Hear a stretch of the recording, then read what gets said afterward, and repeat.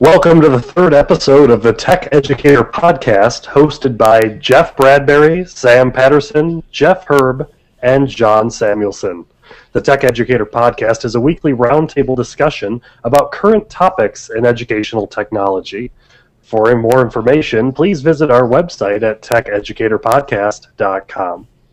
Tonight's show is hosted by yours truly, Jeff Herb, and Jeff Bradbury, as Sam and John are attending a conference in Oregon. It is so wonderful to have you all here with us this evening. Jeff, how are you doing tonight? Doing well today, Jeff. How is everything out in your neck of the woods? It's going very well out here in Chicago. It's starting to warm up a little bit, which is better than it being negative 10 degrees, so I will take that any day. It was about 50 degrees here this weekend, and we still have snow in the ground from a little storm we had last week, but other than that, things are doing really well. Yeah, that was a pretty small storm, right? It was pretty small, but it got us almost on a half day last week, so wow, the kids were excited. Well, that's great. Good stuff. Well, we have some great stuff to talk about tonight. Why don't we talk real quick about ways to get involved with the TechEducator Podcast? Do you want to talk a little bit about that, Jeff? Sure. First thing that you can do is follow us on Twitter at the hashtag TechEducator, and we have a brand new Twitter account that you can follow, TechEdShow. So please follow us at TechEdShow and join us on the hashtag TechEducator. You can also email us at feedback@techeducatorpodcast.com. We'd love to hear any feedback you have about our show or any tips or suggestions for content that you want us to cover during an episode. We'd love to hear about that as well. Let's jump into a little bit about little news about our podcast. Jeff, why don't you start with the TeacherCast podcast? Well, we've had a couple good episodes come out this week. I had a great talk with Chalkable last week, and I had a lot of good interaction with them this week. If you haven't listened to that show, please do. Also talked to 19 Pencils, which is an amazing educational search engine, which is safe and provides great information for you and your students. It's a website that I recently came across in the last couple months and had the fortune to talk to them out there.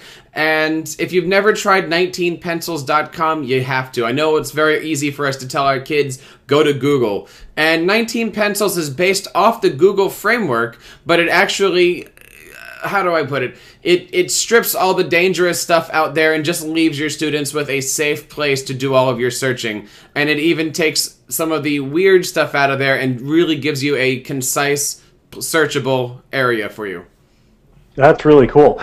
These are two episodes that either they went live this week, is that correct? Yes, and I also released an episode that I did with Schoology, which was a really robust learning management system. I had the pleasure of meeting Schoology at ISTE last year, and I've already done one podcast with them. I think it was last fall, and they returned to the show to talk about some of the neat updates that they've had. So if you're looking for a great learning management system, and not only just a learning management system, but a system that is desktop and mobile, check out our podcasts on Schoology. That's podcast.teachercast.net/Schoology, and also podcast.teachercast.net/19pencils. Very cool. And Schoology just came out with a pretty big overhaul to their website too, didn't they? They certainly did, and that's what they came on the podcast to announce. It was really, really neat to have them make that announcement. That's fantastic. Well, definitely check out the podcast on the TeacherCast podcast talking about Schoology and 19 Pencils. New from Instructional Tech Talk, this week's podcast focuses on using Evernote in education. I had a great discussion with Jordan Collier, who's a teacher from Arkansas, that is using Evernote with his classes very, very effectively. And he's put together a couple of resources for teachers to be able to teach using Evernote with students so that it's not just an expectation that students figure out Evernote. He has kind of like a boot camp session before school even starts and teaches them everything there is to know about Evernote so they hit the ground running when they come into his classroom. He's a really great educator. The interview was fantastic. You should definitely check that out at instructionaltechtalk.com/podcast. Jeff, are you an Evernote user? Oh, I love Evernote. I am a avid Evernote user. The best part about it for me is that I've been able to basically go paperless.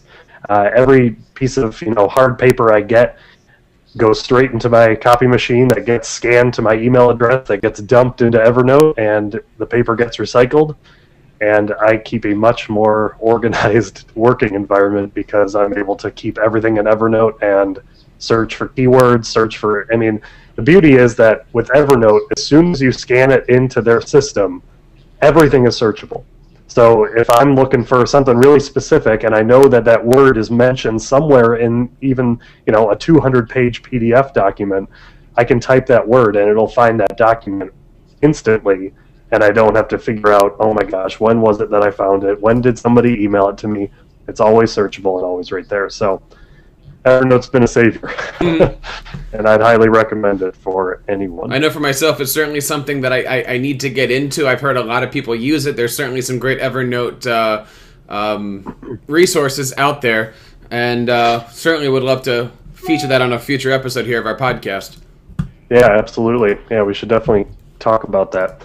I'm going to kind of jump in and talk about Patui real quick. The puppets in the classroom discussion from this past week was really a fun chat.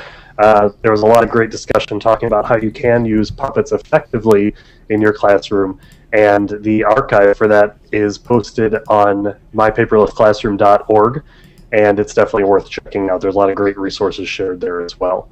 I just listened to the latest episode of Techlandia today, actually, and John is all high and mighty about his Arnie Duncan fix and talking about that constantly throughout the show. So it's pretty cool. Like you mentioned last week, he's thinking that some of Arnie Duncan's people are listening to the Techlandia podcast because in a recent tweet by Arnie Duncan, he quoted something that was mentioned in John's show.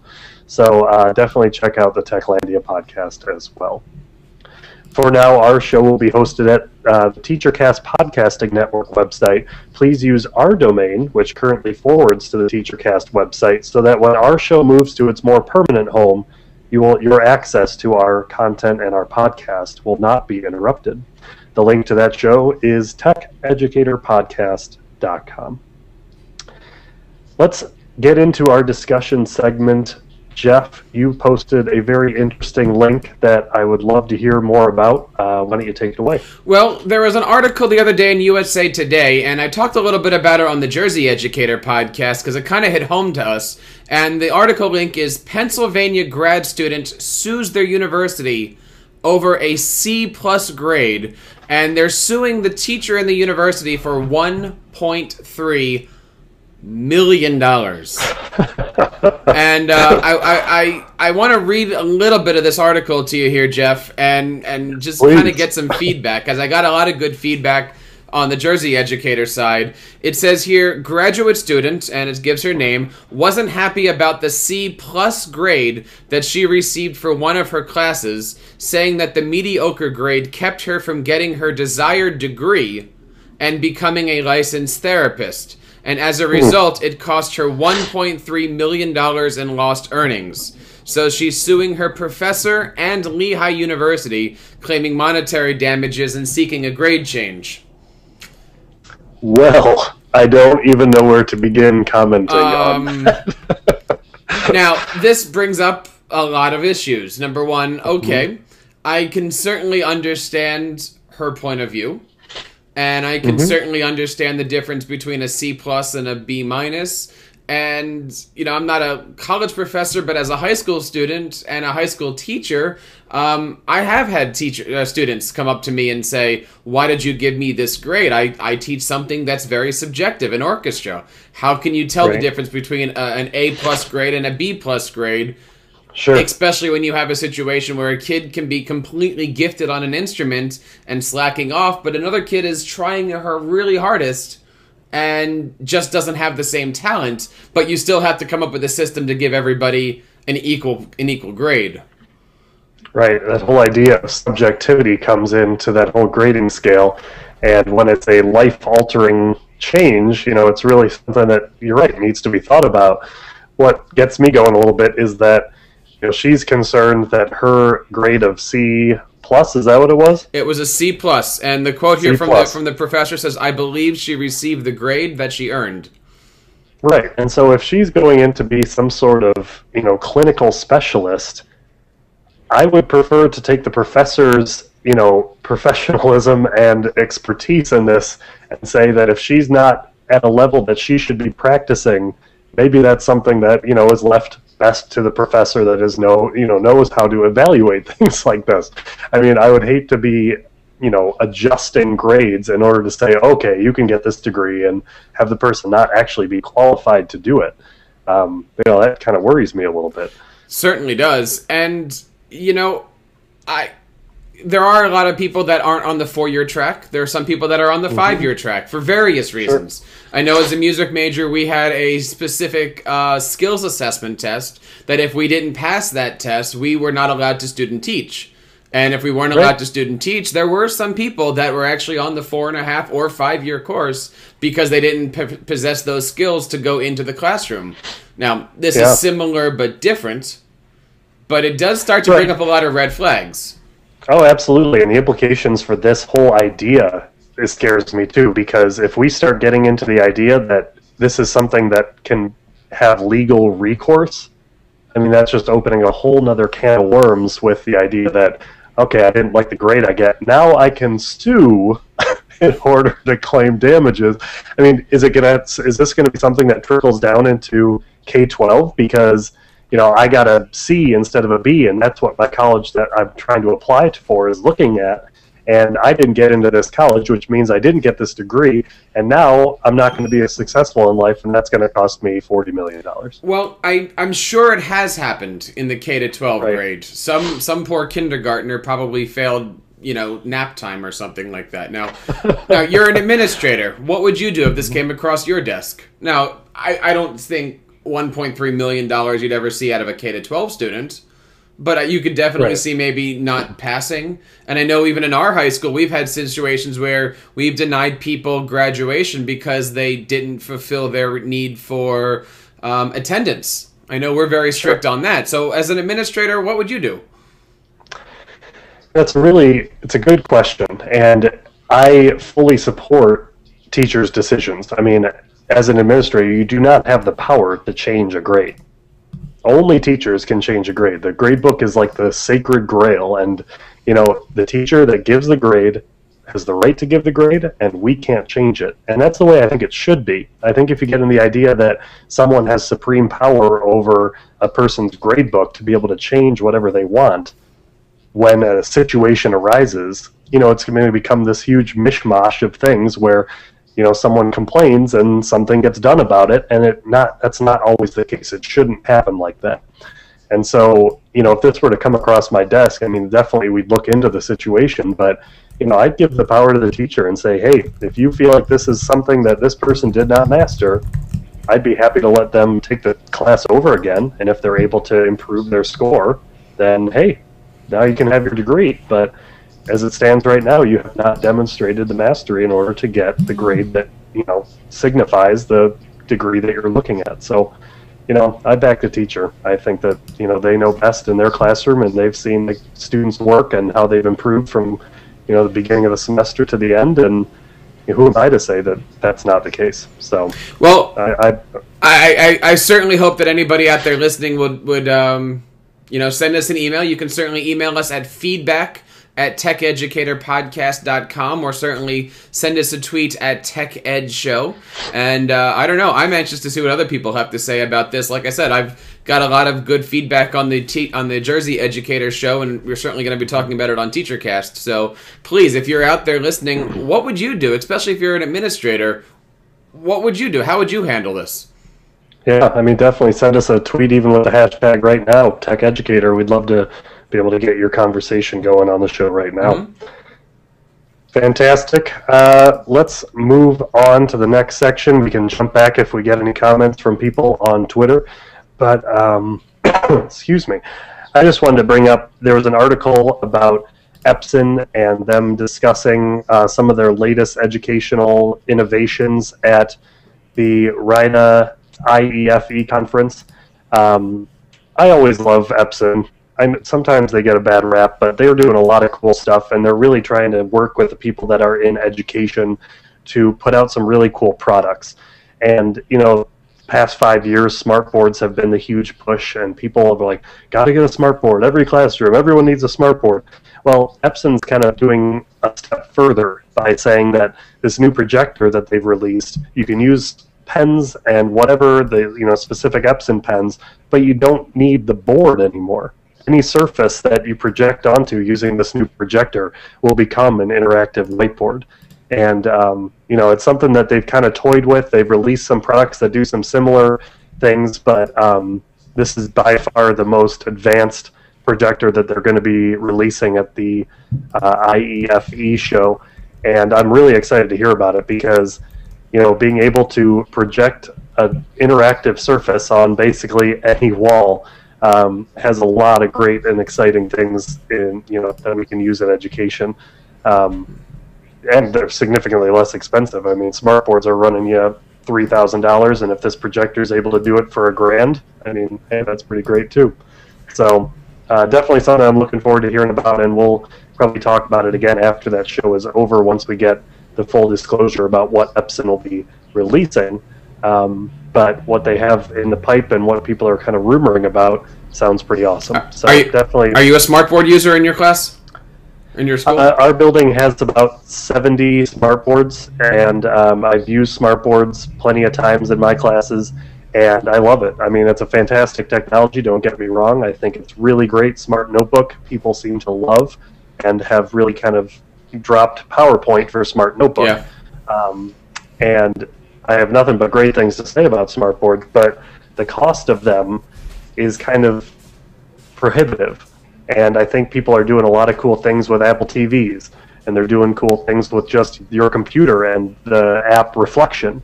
And they're doing really cool stuff with these new projectors that are making it a lot easier for people to implement interactivity without having to have it in the middle of the classroom all the time, taking up whiteboard space or being $3,000. So I'm excited to hear what some of these new innovations are that kind of get that prohibitive technology, or not get it out of the way, but build upon what's been created and continue to innovate. So it should be pretty cool to see. Mm-hmm. Let's see, what's next on our agenda here, Jeff? I think we're talking the iWatch. iWatch. What do you think about the iWatch? Have you heard much about it? I haven't heard much about it, but I'm certainly glad. Let's see here. For those of you who are watching visually, I have one of these, which is cool. Apple Nano, and yeah. It's the model that's 2 years old, and I love it that it has a little watch extension to it, and I love that you can put it on your arm, and basically when I get in my car, I plug myself into my stereo and has all my podcasts and my audiobooks and all my MP3s, and I think it's wonderful. And yeah. I was really upset this year when they did their announcement for the new iPods, and the Nano is actually larger. It's a large rectangle, and they want you to buy the accessory to pop it on your arm. And right. I was looking at this thing, and I said this a couple times, even on recordings, where I was hoping that this year's Nano was going to basically be the same square device, but either have iTunes Match capabilities or Bluetooth or something where you can put all... I know for myself, I subscribe to iTunes Match, and I've got about 27,000 songs on it or so. I would love to have all of the... Oh, music teacher. I would. That's right. Would love to have... Yeah, I've got every version of Beethoven's 5. But I would love to have something on my arm that syncs to my Wi-Fi that I can get all of my devices and all of my songs on here. And maybe that's what we're going to be getting. Now, of course, let the rumor mill start, but I do love the idea that as an educator, I can now carry my lesson plans on my arm.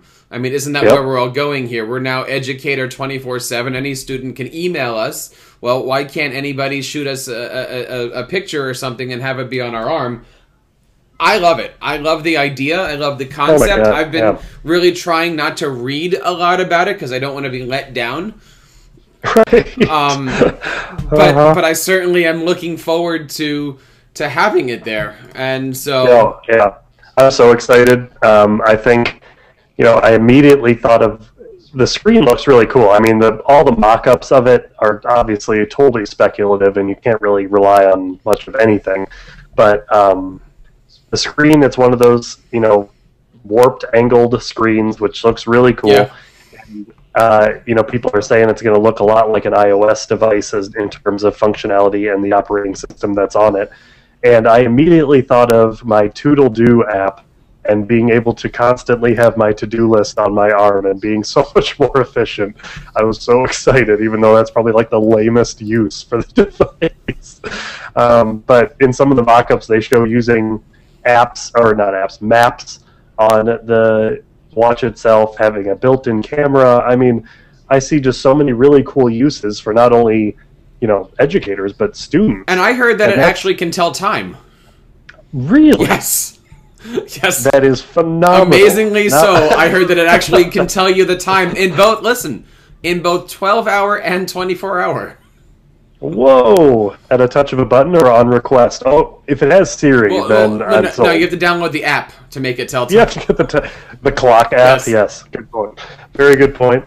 But I immediately started thinking about if students start getting these devices, which they will, what kind of implications do you see with students basically having a computer that's strapped to their wrist? Not that they don't have a phone that's constantly in their pocket, but the accessibility is significantly more discreet when they have a camera, a screen, and something that probably has wireless connectivity on their arm ready to use at any time. I just think it means that instead of doing like Marketing 101, we're going to be doing Marketing 007.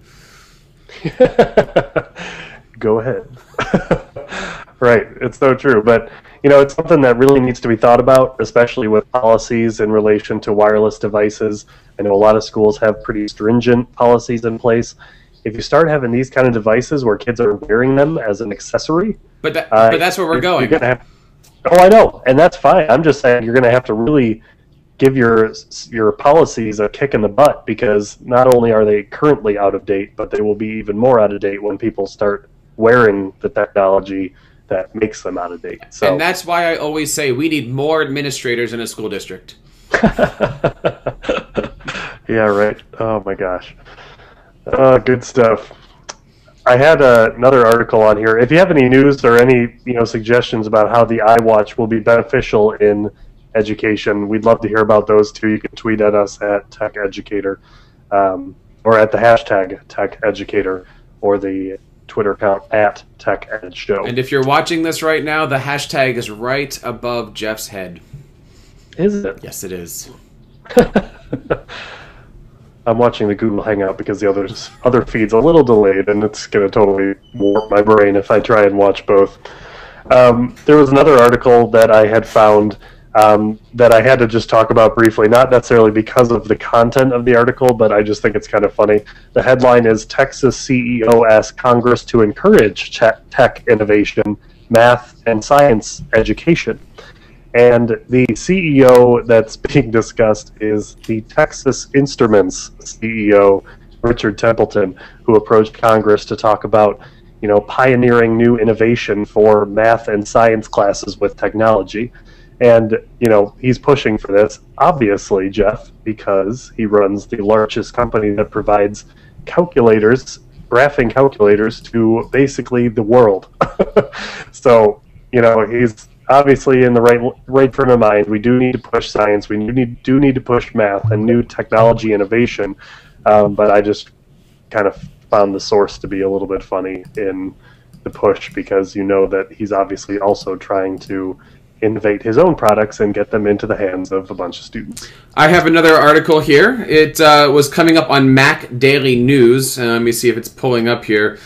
Illinois school district to give up to 7,000 iPads to their students. Whoa. Have you seen this one yet? Ours. No. And it says here, between 6,000 and 7,000 high school District 211 students will get their own 4th generation Apple iPad to use in the next school year, paid for by the district at a cost between $1.25 and $1.5 million for a 3-year lease. Jeff, High School District 211 is our neighboring school district. I can't believe I have not heard about this. That's crazy.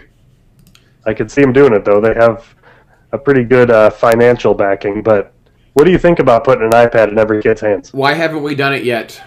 Right? I know. I think we should strap the iPad to everybody's wrist. Absolutely. And I gotta say this because I think about it every time I talk about a one-to-one implementation. Make sure that if you're doing it not to just give every kid an iPad, because doing that is not effective. Make sure you're doing it to help supplement what you're teaching in your classroom. Make it so that it's a tool for learning, not just a replacement for learning, because I see a lot of districts that are doing this. They say, well, the way of the future is giving out iPads. So they get 300 iPads, give it to 6 different classes, and they have no idea what's going on. And they kind of lose sight of the goal, which is obviously still teaching the kids, but they haven't put enough forethought into it, saying, this is how we need to do it. This is what our outcomes are. We're going to use the iPads for this. We're going to help generate new ideas for our lessons and for our curriculum. And it kind of gets pushed by the wayside. So that's my little soapbox rant about making sure that when you do implement a one-to-one program, whether it be iPads or Google, what are those called? Chromebooks or whatever, make sure you just put in the time to make sure that you're doing it for the right reasons. I think there are 1.5 million reasons to do it, but just make sure that your reasons coincide with the ones that are the good reasons. Well, apparently there are between 1.25 and 1.5 million reasons to do it here. It says, District 211 officials are considering expanding the program to include every student by 2014/15 school year. That trend seems to be growing among the more affluent school districts. They're also considering distributing iPads to every student by 2015. Incoming freshmen could get one by 2013-14. And it says, meanwhile, the elementary district, District 93, plans to have its 4,000 students using personal iPad or MacBook Airs by 2015. And so that brings up a lot of debate here of, it's the old debate, really it's the new old debate, laptop or iMac. And that kind of also then transitions us into the next thing, which is Apple just cut its MacBook Pro line by $200. And so you can now go in and get a Retina display for not that much money, $1,600 or $14. I think it's $14 and $16 is what they're now running, but it's not bad for a powerful computer. And the Airs are only $900, $800, something like that. Yeah, the base level I think it's $899, I believe. And so, where are you? Have you faced this question as an administrator? iPads versus Airs, or have you talked about it at all? It's not a conversation that we have jumped into fully yet, and I think the reason behind that is that we are still, I'm not calling it a pilot anymore because we're out of our first year of doing it, but we have, several classes that are running one-to-one with iPads, and before we make any decisions, I really want to see how this progresses, what the teachers are able to do with these iPads in their classes, what the students are able to do with the iPads, and making sure that we have chosen the right device based on how kind of trends go with textbooks and distribution, how those turn into ebooks, and how teachers are able to generate their own content for their classes. And I'm not saying it's not a conversation that we're having, because we are obviously talking about it. It's something that has to be talked about in order to make an effective technology plan. But I'm not really sure what that looks like for our district yet. And before we jump in and say, oh, well, by 2015 we want to have 4,000 Google Chromebooks, and we want to have 2,000 iPads, and then 60 MacBook Pros for people to make their own content, I want to make sure that by 2015, those will be relevant devices. And I think we're still on the cusp of all of this transpiring, and until we kind of see how things kind of shake out a little bit, I think we're pretty happy with the iPads that we have and making sure that we're making the most out of them before we kind of transgress into that next level of, all right, we're ready to get everyone something. What will that be? And where do you think we're going? Do you think we should stay with laptops, or do you think we should go with some kind of tablet devices? I mean, Apple just came out with their 128 gig device, which I can't see any school district spending $900 and some on an iPad. At that point, I'd rather say go get an Air. Right. But, well, I mean, and you have the Surface Pro that came out too, and that seems like a pretty powerful machine.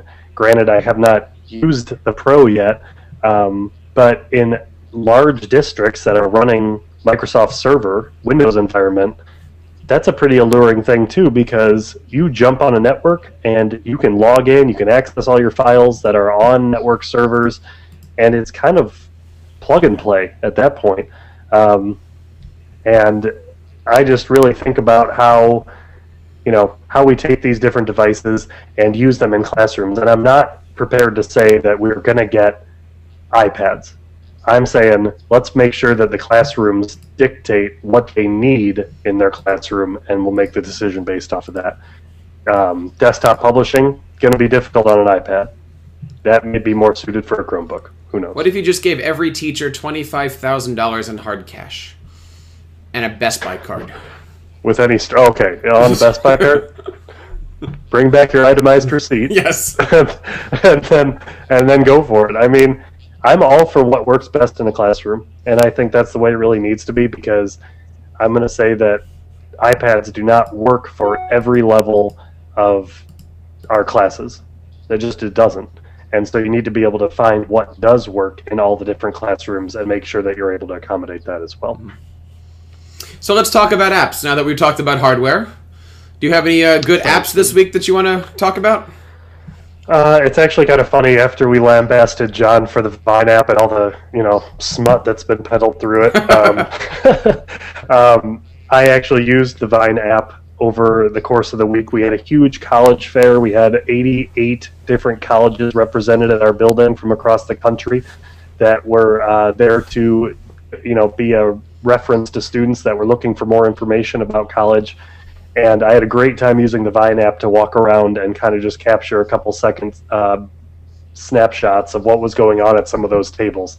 So we have about 10 different Vine apps of 3-second bursts of kids talking to college recruiters and getting information, and it was perfect. It was exactly what we needed to kind of make a quick compilation video of what was going on during that time. So that was really cool, and I sheepishly thank John for recommending that app after we gave him so much of a hard time last week. The other app I want to talk about is TextGrabber, and this one's really cool because it does exactly what it states. You take a picture of a bunch of text, and it turns it into editable text on your iPhone or your iPad. And I've used this 1,000 times, either it being something that's posted that I needed some information about to be able to copy and paste to send someone, or a document that I had that I wanted to convert over to something that I could batch into an email or something. All you got to do is use the app, take a picture of what you want to convert to text, and it will change it over into editable text inside the app, which is really cool. What about you as far as apps? Well, I was going to show off a great app that I've been using both on the desktop and on the mobile devices, which is called TextExpander. Have you heard of TextExpander? I have heard of TextExpander. I've used it a couple of times. It's pretty awesome. Why don't you explain what it does? TextExpander basically helps you do the same task over and over again. So, for instance, let's say that you as an educator were giving out, an email to the parent, but you wanted to personalize it. Well, you could do a mail merge, or you could simply write it once, add it into TextExpander with some blanks for, dear Mr. and Mrs. So-and-so and what the child's name is. And by using snippets, you can simply duplicate the text. Or, for instance, I have a form letter that I send out for all of my podcast guests that explains what information I need. I need their bio, their photo, their etc., etc. Well, I just open an email and go, podcast prep, I think is what I have it called, and it automatically pops up. It says, Dear blank, thank you for talking to me on the phone today. Here's what I need for my podcast. And it pops out an entire email with my photo, with my picture, with the whole deal. And that is an easy way to have people know what you're doing. It saves you a lot of time. Well, it saves me a lot of time. And if you're sitting here watching the video feed here, by the way, we're always going to be videotaping these live at teachercast.net/live. And I'm showing the screenshots here for the iPhone and for the iPad, but the desktop version is easy and amazing, and because of Dropbox support, it actually can save your snippets throughout all your devices. So I would certainly recommend trying out TextExpander. It is $5 for the mobile version, and I don't remember what exactly it is for the desktop version. So it's not a free app, but if you're in there and you want to save yourself some time, I strongly recommend going for TextExpander. Awesome. Definitely something we'll check out.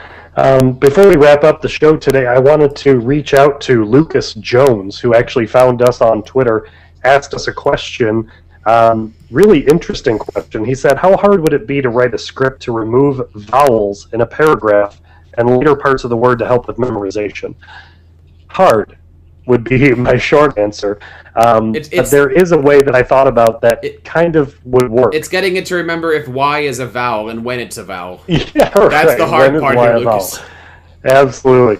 A quick way around it to at least do the vowel part of it. I don't, off the top of my head, I can't think of a great way to do second halves of words. But you can easily remove vowels from like a paragraph in Word by doing a simple find and replace. If you find A, E, I, O, U, and you replace it with blank, it will take out all the vowels in your paragraph, and you're left with just the consonants. So that's a quick way to take out vowels. Just do a simple find and replace, and it should take care of it. If I find a way to go about taking out second halves of the word, I'll definitely tweet at you and let you know. But thank you so much for your question. And if any of you have questions for us or would like anything discussed on the show, please feel free to find us on Twitter at TechEdShow, or you can tweet to the hashtag TechEducator. What do you got, Jeff, to close out the show? Anything left to talk about? Oh, it's going to be a great week. By the way, for anybody who's in the Pennsylvania, New Jersey, and New York area, the spots have just been opened up for presenting at Edscape. Edscape is a fantastic conference that happens in October. I think it's October 19th this year. That's run by New Milford principal Eric Scheniger. And Edscape is a fantastic time. I'm going to be putting in my proposal for that, and certainly going to be broadcasting. I'm going to be looking forward in the next couple weeks to doing some great broadcasting with their brand new TeacherCast booth. This week I've got the New Jersey Music Educators Convention. Following week I've got, let's see, March 2nd is WeTech, the West Essex Technology Conference. And the following week after that is the New Jersey Educators, the NJEA Tech Conference. So it's going to be a busy month here, but check us out. It's teachercast.net/roadshow. You can see all about how I take out our broadcasting booth and how TeacherCast can provide some live entertainment at your event to basically turn yourself into a global media empire and a great conference. So check it out, teachercast.net/roadshow. Fantastic. Yeah, the broadcasting booth that you put together is really cool. I got to see some pictures of it. So if you're at any of the events where Jeff is at with his podcasting booth, please check it out because it's really a cool thing to see. I will also be at the Connections Conference and the ICE Conference in Illinois in the next couple weeks. The ICE Conference is the week of February 28th. I will be there the 28th and the 1st, and I will be at the Connections Conference on March 14th and 15th. So if you are interested in talking with me, we'll probably be doing a couple of recording segments for my show, Instructional Tech Talk. Definitely tweet at me at INST Tech Talk, and we can arrange a time to get together and talk. I'd love to hang out, meet, and talk a little bit during the conference. So that's what's going on with me in the next few weeks. And until then, anything else, Jeff? Certainly reach out to me at teachercast.net. We are always looking for guests on the TeacherCast Roundtable podcast. Have a few shows that we're planning on tutoring and math people and science people. So if you're interested in coming on a roundtable show, please let me know. And of course, reach out on Twitter at TeacherCast. Fantastic. Yes, once again, Jeff Bradbury, teachercast.net. Twitter at TeacherCast. My name is Jeff Herb. You can find me at InstructionalTechTalk.com or on Twitter at INST Tech Talk. Sam and John will be back next week. And we will be recording this live every Sunday at 4 p.m. Pacific, 7 p.m. Eastern. You can find us at teachercast.net/live. And you can also find us on Twitter at TechEducator is our hashtag, and TechEdShow is our Twitter handle. If you want to get our most recent releases, you can find us at TechEducatorPodcast.com. We look forward to talking with you next week, and until then, have a wonderful week.